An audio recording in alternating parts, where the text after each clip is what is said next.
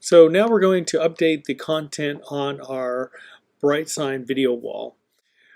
What I've done is taken the liberty and downloaded my video files for our video wall here.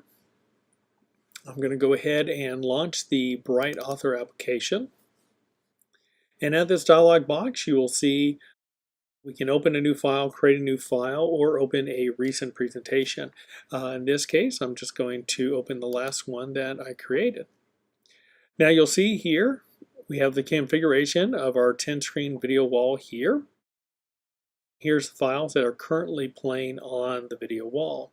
What I'm going to do is just go ahead and select those and remove those, and we're going to replace it with a completely new set of videos. I'm just going to drag those here.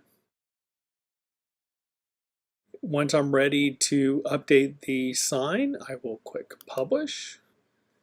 Choose Bright Wall Presentation. There's my 2008, which is what I just saved. And then click Publish.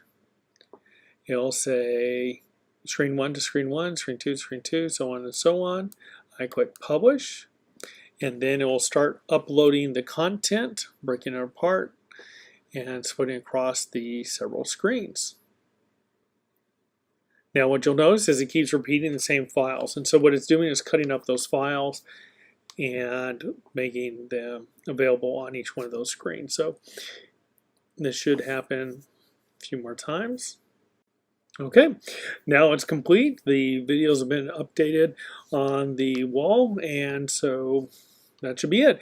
I would of course walk over and make sure that everything's playing properly on the displays. Sometimes there'll be a glitch, and especially when you're dealing with 10 screens like we are, will not make it across. One of the screens here will not will freak out and not get all the information. So all you'll have to do is just go back to Publish again, click on Bright Wall Presentation, and then hit Publish, and that'll just send the new one up.